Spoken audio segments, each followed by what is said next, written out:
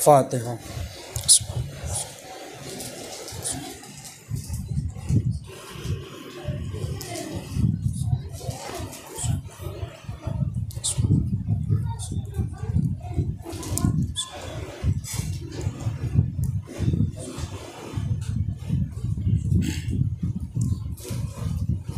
इल्ला बिल्लाहिल अलीय्यिल अज़ीम।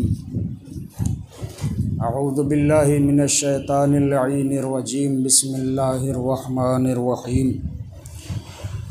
अल्हम्दुलिल्लाहिल्लज़ी ला तुदरिकुहुश शवाहिद वला तहवीहिल मशाहिद वला तराहुन नवादिर वला तहजुबुहुस सवातिर।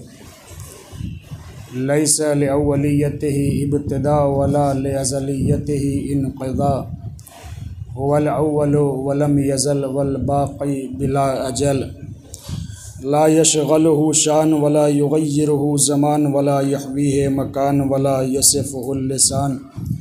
सुम्मस्सलातु वस्सलामु अला सय्यिदिना व मौलाना अबिल क़ासिम मुहम्मद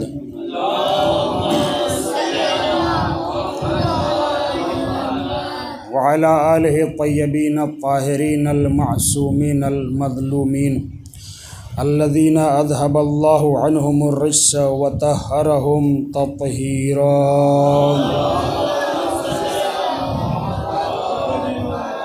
व लअनतुल्लाहि अला अअदाइहिम अजमईन मिनल आन इला क़याम यौमिद्दीन।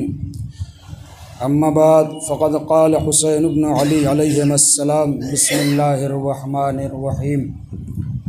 मन काना बाज़िलन फ़ीना मुहजतह व मुवत्तिनन अला लिक़ाइल्लाह फ़लयरहल मअना। सल्लल्लाहु अलैहि मुहम्मद व आले मुहम्मद।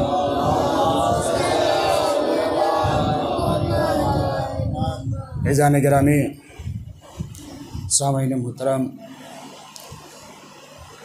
इस अज़ा ख़ाने में जारी ये अशरा अज़ा जिसमें पैगाम हुसैनी, खुतबात हुसैनी के आईने में कुछ बातें आपके सामने पेश करने की कोशिश की। जैसा कि कई मरतबा अर्ज़ किया गया कि मौला ने मुतअद्दिद मकाम पे खुतबे दिए हैं। इस सफ़र में कई लोगों से मुलाकातें की हैं, कई लोगों को ख़ुतूत लिखे हैं।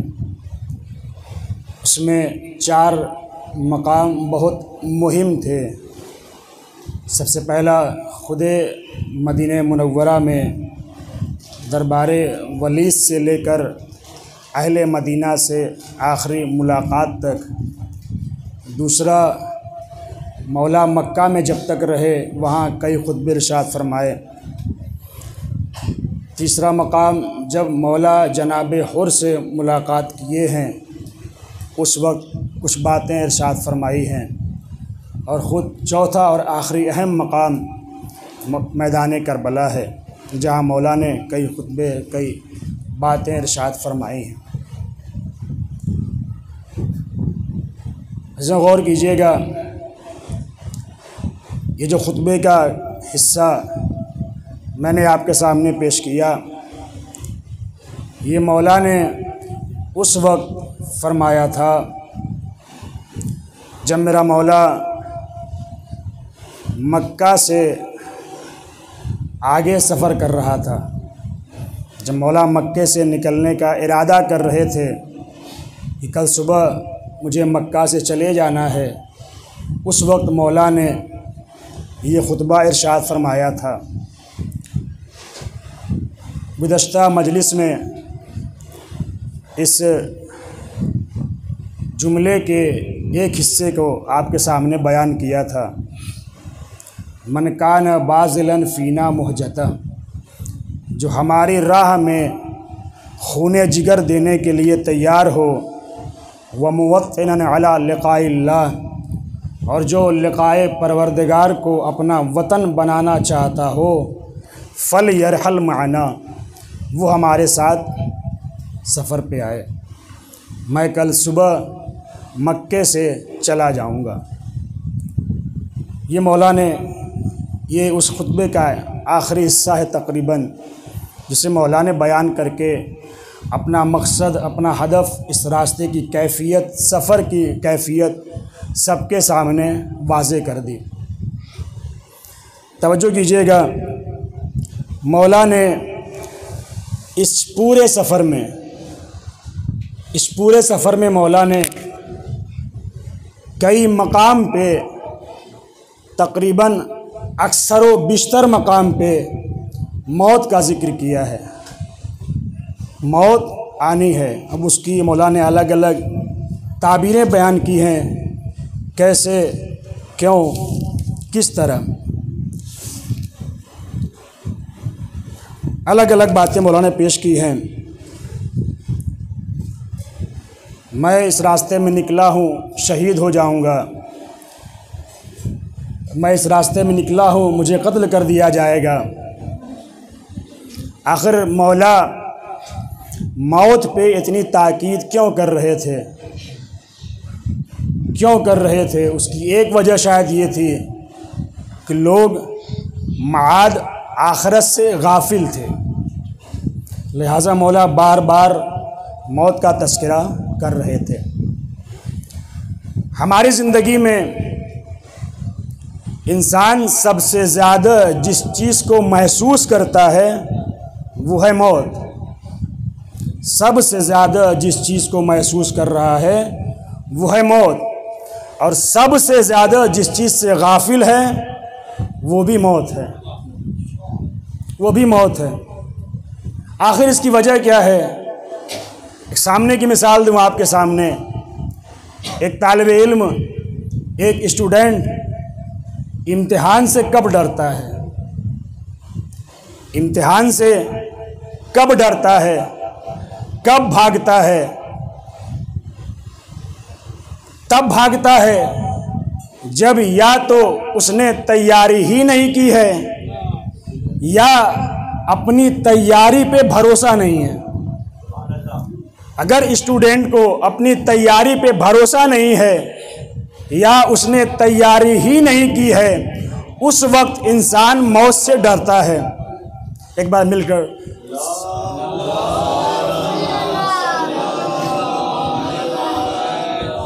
पर इससे बेहतर सलवात शाह फरमाऊंगा।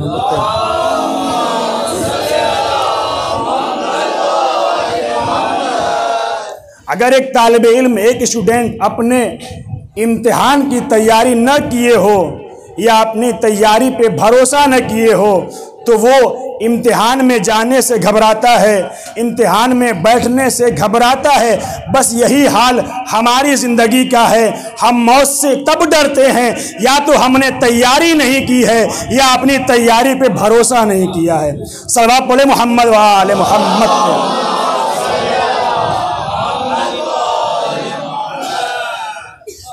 कि गौर कीजिए, खुद मौला मौत के बारे में क्या कह रहे हैं। एक अजीब ताबीर है मौला की।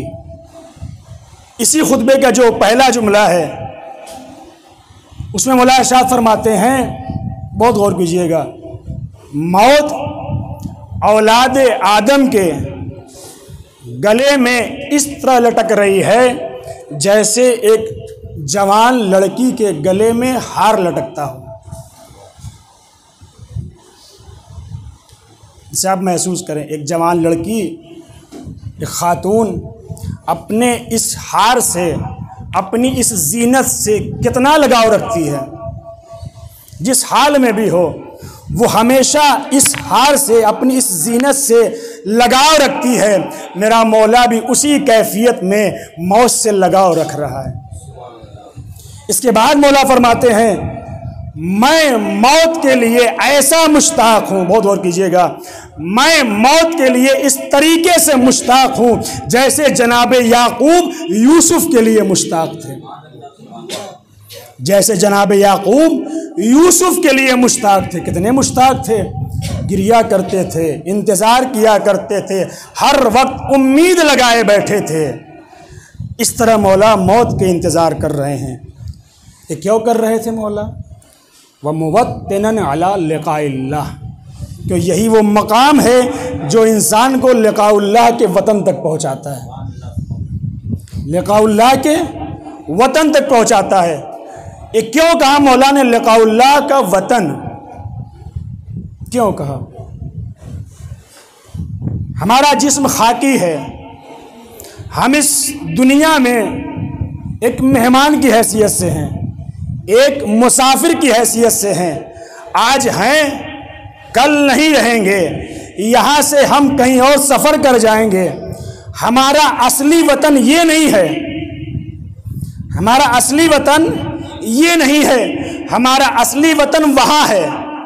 क्यों वहाँ है? जब खुदा ने जनाब आदम को पैदा किया था तो कहा था फनफ़ख़्तु फ़ीहि मिन रूही, मैं इसमें अपनी रूह डाल रहा हूँ। हमारी रूह वहाँ से मंसूब है, लिहाजा हमारा वतन भी वहाँ से मंसूब होना चाहिए। हमारी रूह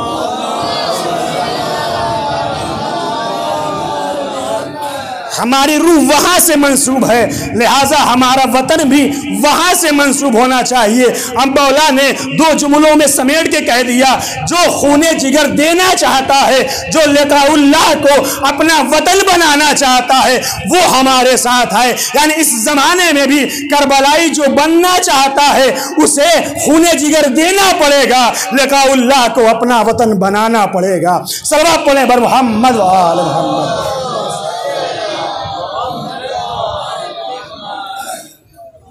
अब मौला ने जगह जगह इस लफ्ज़ मौत का तस्करा किया है, बहुत गौर कीजिएगा।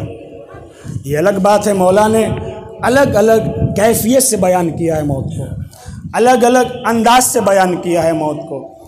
जब मदीने से निकल रहे थे, मन लहिक़ बी फस्तुशहिद, जो हमारे साथ आएगा वो शहीद हो जाएगा।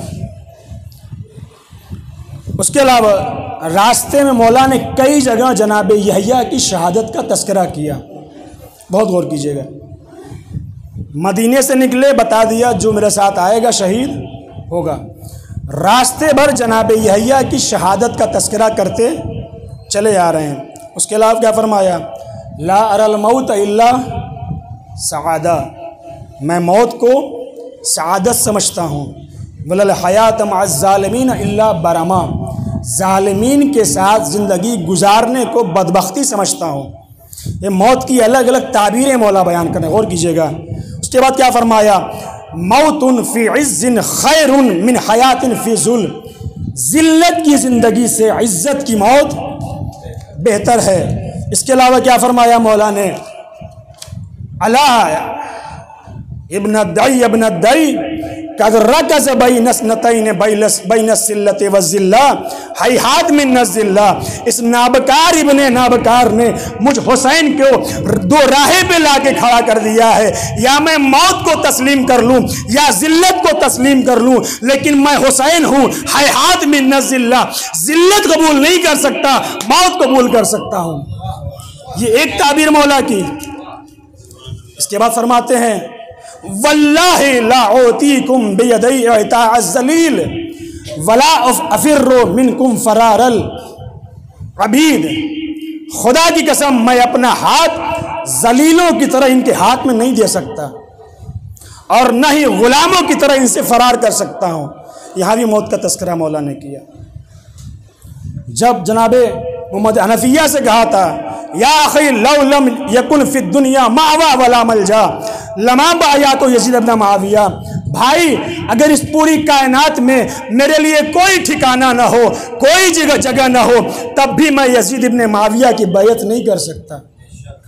देख रहे मौला कितना मौत का तस्करा फरमा रहे हैं। जब जनाबे हुर से मुलाकात की थी, वहाँ फरमाया था अफ़बिल मौत तुख़व्विफ़ुनी, तुम मुझे मौत से डरा रहे हो। वहाँ भी मेरा मौला मौत से नहीं डरा। अब यहाँ से गौर कीजिएगा, ये मौला ने जगह जगह मौत का तस्करा किया। यहाँ क्या फरमाया? मुवत्तिनन अला लिक़ाइल्लाह, जो लिकाए खुदा के लिए आमादा हो वो मेरे साथ आए। मौला ने यहाँ पे ये नहीं कहा जो मरने के लिए तैयार हो वो मेरे साथ आए। जुमले पर गौर कीजिएगा। मौला ने ये नहीं कहा जो मरने के लिए तैयार हो वो मेरे साथ आए। जो अपनी ज़िंदगी को ख़त्म करना चाहता हो वो मेरे साथ आए। जो इस कायनात से जाना चाहता हो वो मेरे साथ आए। ये लफ्ज़ इस्तेमाल नहीं कि मौला ने व मुवत्तिनन अला लिकाइल्लाह, जो लिकाए खुदा को अपना वतन बनाना चाहता हो वो मेरे साथ आए। एक इशारा कर रहा हूँ, क्यों किया? यजीद ने क्या कहा था? लाइबत बनु हाशिम बुल मुल्क मा जा खबरुन वला वहयुन नज़ल, न कोई खबर आई, न कोई कुरान आया, न कोई वही आई। ये बनी हाशिम का खेल था। यहाँ गौर कीजिएगा, कोई वही नहीं आई, कोई कुरान नहीं आया, यह सब बनी हाशिम का खेल था। यानी यजीद ये कहकर इंसानों को, उस ज़माने के लोगों को फिर से कुफ्र शिर्क की तरफ लेके जा रहा था, फिर से फिस्को फजूर की तरफ लेके जा रहा था, फिर से बेअक्ली बेशऊरी की तरफ लेके जा रहा था, फिर से जाहिलियत की तरफ लेके जा रहा था। मौला ने इसीलिए कहा जो लिकाउल्लाह का वतन बनाना चाहता हो, लिकाउल्लाह वही होता है जहाँ ईमान पाया जाता है, जहाँ इखलास पाया जाता है, जहाँ अक्ल पाई जाती है, जहाँ शऊर पाया जाता है, जहाँ पे इंसानी ज़मीर जागा हुआ पाया जाता है, वहाँ लिकाउल्लाह पाया जाता है। बस मौला यजीद की उसी फिक्र से इंसानों को निकाल कर इस लिकाउल्लाह की मंजिल में लेके जाना चाहते थे। सल्लल्लाहु अलैहि मोहम्मद वाले मोहम्मद।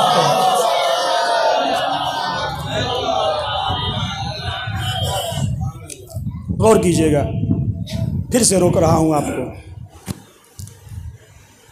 क्या वाकईन मौला सबकी जिंदगी लेना चाहते थे?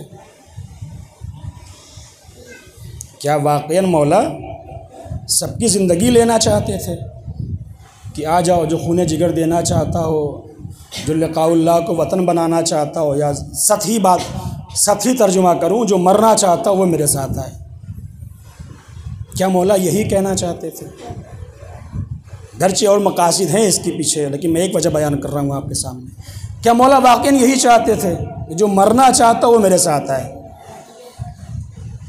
इमाम ज़िंदगी लिया नहीं करता, इमाम ज़िंदगी दिया करता है। इमाम ज़िंदगी लेता नहीं, ज़िंदगी देता है। ये जो इमाम दावत दे रहे हैं लोगों को, ये दावत दरअसल है किस चीज़ की? ये दावत दरअसल किस चीज़ की है? गौर कीजिएगा। लेकिन इससे पहले पढ़ूं, एक बार मिलकर सलवात पढ़ूं।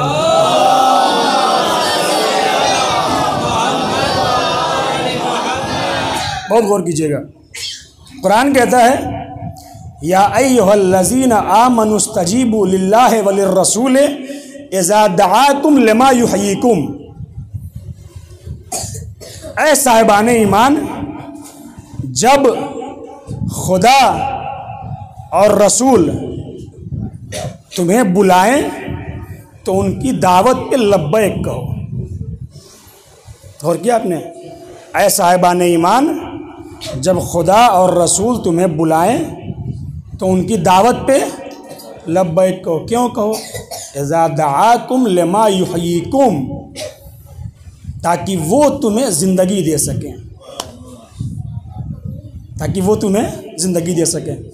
इस आयत की तफसीर में जाइए। जिस वक्त ये आयत नाजिल हुई थी, इंसाफ से बताइए, क्या अरब में कोई ज़िंदा नहीं था? क्या अरब में कोई ज़िंदा नहीं था? सब ज़िंदगी गुजार रहे थे ना, सब ज़िंदा थे। फिर आखिरी आयत में ये क्यों कहा गया जब खुदा रसूल तुम्हें बुलाएं तो आओ? क्योंकि इस्लाम जो दावत देता है, खुदा जो दावत देता है, रसूल जो दावत देता है, उसकी दावत ज़िंदगी की होती है। वो ज़िंदगी की तरफ दावत देता है।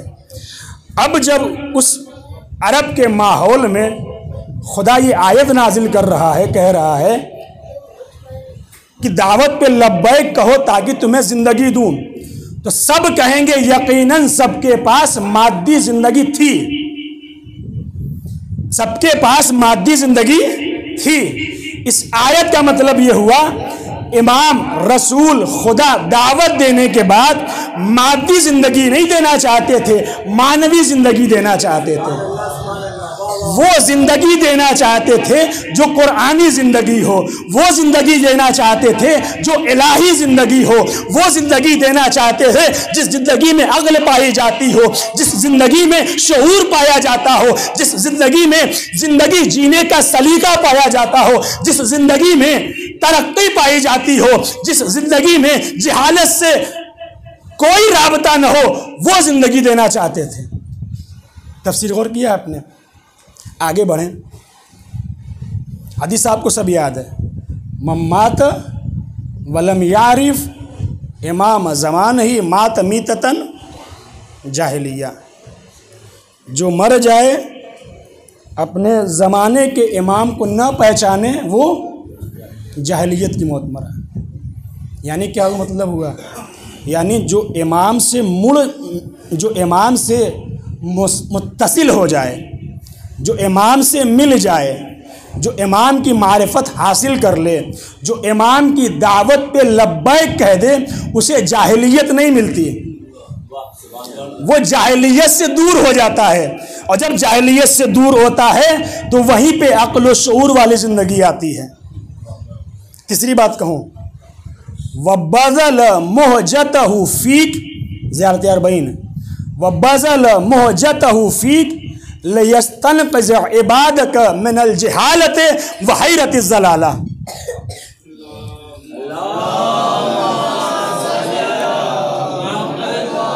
मौला फरमाते हैं,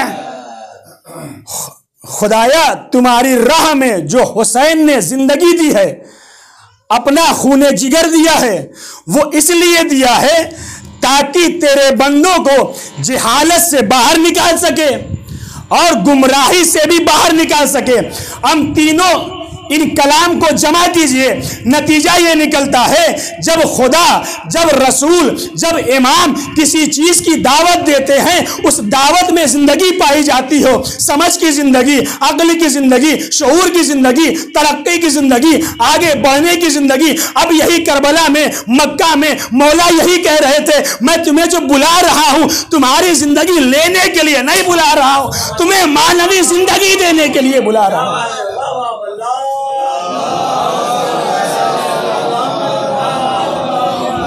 मैं तुम्हें मानवी जिंदगी देना चाहता हूं, वो जिंदगी जिसमें खुदा पाया जाता हो, वो जिंदगी जिसमें इलाही रंग पाया जाता हो, वो जिंदगी जिसमें फिक्र इलाही पाई जाती हो, वो जिंदगी जिसमें किरदार इलाही पाया जाता हो, वो जिंदगी जिसमें अक्ल शऊर पाया जाता हो, वो जिंदगी जिसमें तरक्की की राह पाई जाती हो, वो जिंदगी जिसमें यजीद वक्त से लड़ने का हौसला पाया जाता हो। इमाम इसकी तरफ बुला रहे थे। आज भी ये खैमा हुसैनी खुला हुआ है, जो अपनी मादी जिंदगी को छोड़कर अबदी जिंदगी चाहता है, खैमा हुसैनी में आ जाए, जिंदगी मिल जाएगी, अक्ल मिल जाएगी, फिक्र मिल जाएगी, शऊर मिल जाएगा। सलावत पढ़े अल्हम्दुलिल्लाह।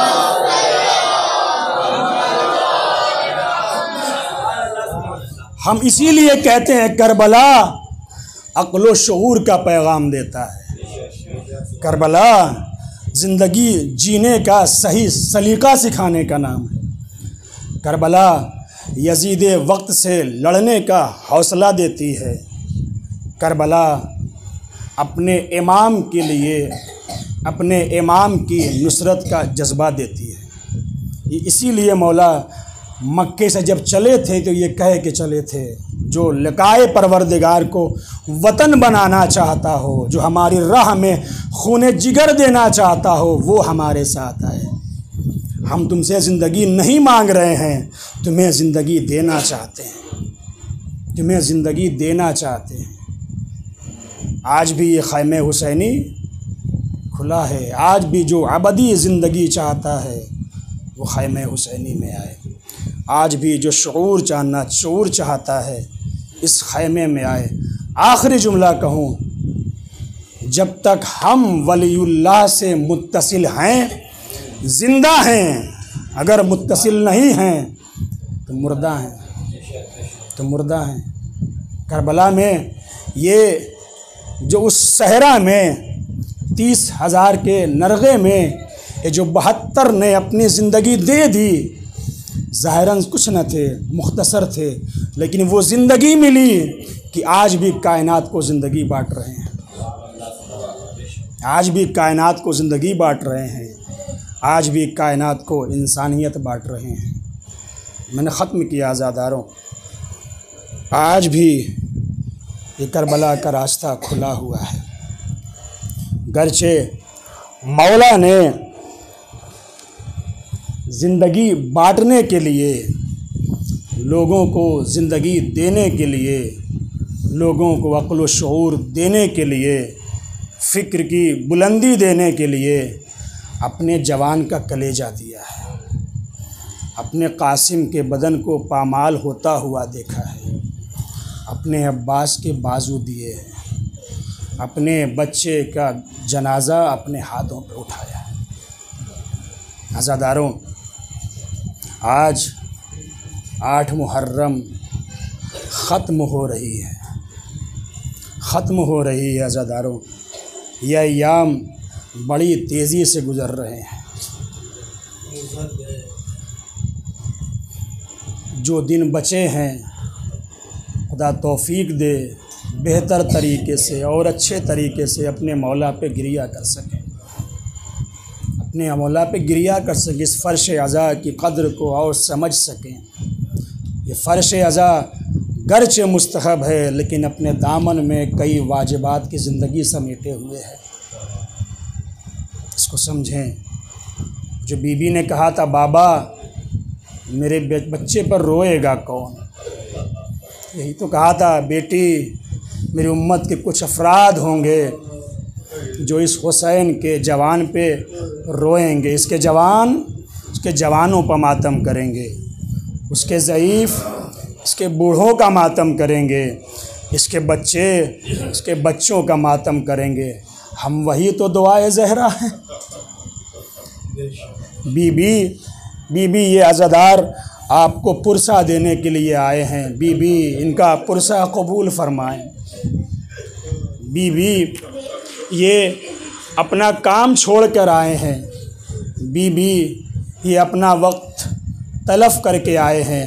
क्यों आए हैं? ताकि आपके लाल पे रो सकें, ताकि आपको पुरसा दे सकें।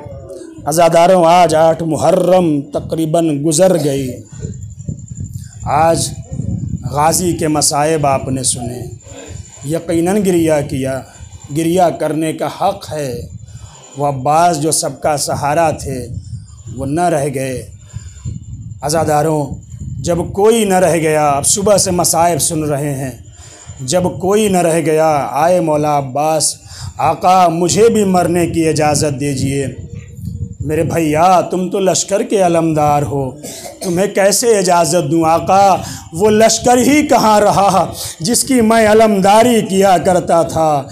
मौला रोने लगे, खैमे से आवाज़ आई, अल आतश, हाय प्यास मुझे मारे डाल रही है, हाय प्यास मारे डाल रही है। जाओ भैया अब्बास, जाओ बच्चों के लिए पानी का इंतज़ाम कर दो। मौला आए, मशकीज़े को ले के चले, फ़ुरात की तरफ बढ़े, अलम को ले के चले। अब जो फ़ुरात पे पहुँचे हैं, दुश्मन को हटाया, रास्ता खाली हुआ। मेरे मौला ने सूखे मशकीज़े को फ़ुरात में डाला, भर लिया। अब भर के जब वापस चले हैं, दुश्मनों ने हमला किया, मौला का दाहिना बाजू कलम हो गया। कुछ दूर आगे बढ़े, मौला का बायां बाजू भी कलम आगे हो गया। वो वक्त भी आया आज़ादारों, जब मौला अब्बास के सर पे गुर्ज़े आहनी लगा, मौला संभल न सके, ज़मीन की तरफ आए। अब तक जो भी शहीद ज़मीन पे गिरता था, हाथों का सहारा लेता था, लेकिन हाय मेरा अब्बास, हाय गाजी अबुल फजल अब्बास, जब जमीन पे गिरे हाथ न थे। मुझे नहीं पता मेरा गाजी कैसे जमीन पे आया। जज़ाकल्लाहु खैरल जज़ा। खुदा कोई गम न दे सिवाय गमे मजलूम करबला के। खुदा तुम्हें सलामत रखे, इन आवाज़ों पे खुदा रहमत नाजिल करे। आवाज दी वालेकुम या अबा अब्दुल्लाह। इधर मौला ने कमर थाम ली। या अखी अला कसर ज़हरी, ए भैया तुम्हारे मरने से मेरी कमर टूट गई। यही रोने का हक है। जज़ाकल्लाह जज़ाक। खुदा कोई गम न दे सिवाय गम मजलूम करबला के। मौला आए, गाजी अब्बास के पास पहुंचे, कमर के नीचे हाथ लगाया। आका क्या इरादा है? भैया तुम्हें खैमे में ले चलूं? नहीं आका, नहीं, गुजारिश कर रहा हूं। कैसी गुजारिश भैया? आका सकीना से वादा करके आया था तुम्हारे लिए पानी लेके आऊंगा।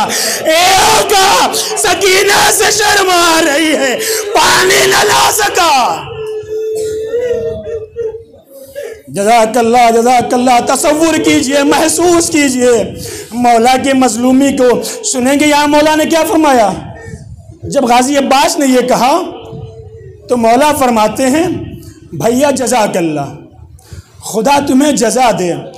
तुम जब तक जिंदा थे तब भी मेरी मदद कर रहे थे, अब जब जा रहे हो तब भी मेरी मदद कर रहे हो। मौला कहना क्या चाहते थे? ए भैया जब तक जिंदा थे मेरी मदद कर रहे थे, अब जब जा रहे हो तब भी मुझे अपना जनाजा उठाने की भी ज़हमत नहीं दे रहे। चूंकि मेरा गाजी ये जानता था, अरे सुबह से मेरा आका कभी अकबर का लाशा, कभी कासिम का लाशा, कभी हबीब का लाशा। मेरा मौला थक चुका है, मेरा मौला प्यासा है, कितने गम बर्दाश्त करेगा। मौला को सहमत न दी अब्बास ने। सुनेंगे अज़ादारों, अलम को लिया, अलम को लेके खैमे की तरफ बढ़े। सकीना ने देखा अलम आ रहा है। बच्चों घबराओ नहीं, मेरा चचा पानी लेके आ रहा है। देखो देखो अलम आ रहा है, हमारी प्यास बुझ जाएगी। लेकिन अज़ादारों, अब जब मौला हुसैन अलम लेके खैमे के पास पहुंचे, बच्चे लिपट गए, बच्चे प्यासे हैं, बच्चे भूखे हैं। बच्चों को उम्मीद थी हमारे चचा पानी लेके आएंगे, लेकिन अब जो अलम आया, अलमदार न आया तो किसी ने ये नहीं कहा हमारी प्यास, हाय प्यास।